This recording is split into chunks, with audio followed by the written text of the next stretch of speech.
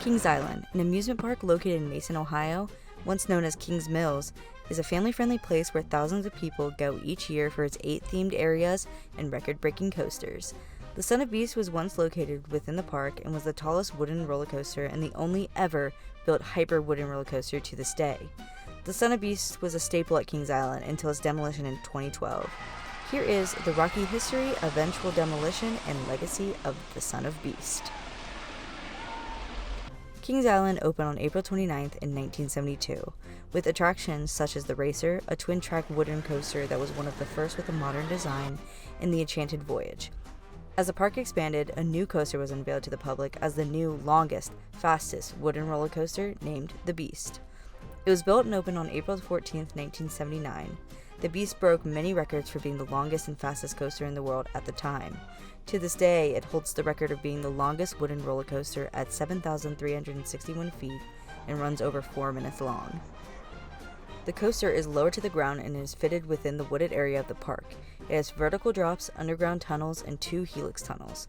The top speed the coaster gets to be is 65 miles per hour.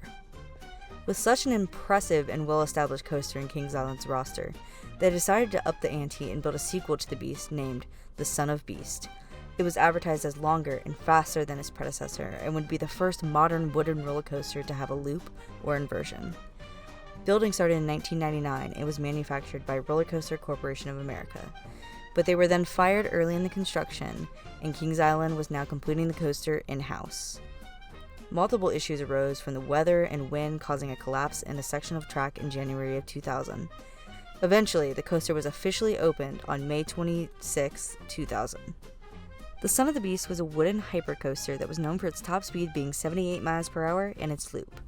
It had a 218-foot chain lift hill, a large bowl helix, and then moved through a hill into the vertical loop. The coaster has always had its problems and issues over the years. There was one major accident that happened on July 9, 2006, that involved a wooden support beam that broke, causing a dip in the track. This dip made one moving train stop violently and suddenly, injuring the 27 riders. The coaster was closed for the rest of the 2006 season and reopened the next 2007 season. After this incident, the loop was removed and the heavy train cars were replaced with lighter trains. These were to make sure there was less of an impact on the structure when the trains were moving along the tracks. 2 years went by after the accident, with the ride still being rough and the loop being gone. Another accident occurred on May 31, 2009, where a woman claimed to have gotten a serious head injury from the Son of Beast. Thus, the ride was closed and tested by the Ohio Department of Agriculture. The ride was cleared, but Kings Island decided to leave the ride closed. As the 2009 season was coming to an end, the signs and marquee crate were removed and the line queue and station were converted into a Halloween haunted house for the 2010 Halloween Haunt. On July 27, 2012, the unsurprising news was that demolition for Kings Island's Son of Beast would begin in September so that the park could use the occupied space for future expansions.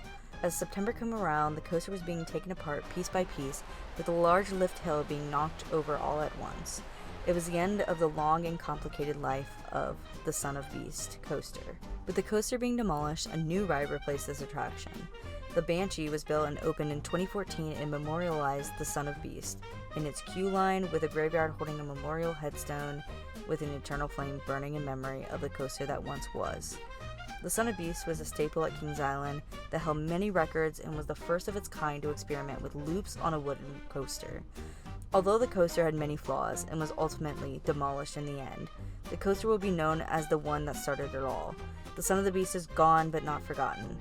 Those who had gotten to ride this infamous coaster have mixed feelings, but like to think fondly of the coaster that wanted to be bigger, longer, and faster.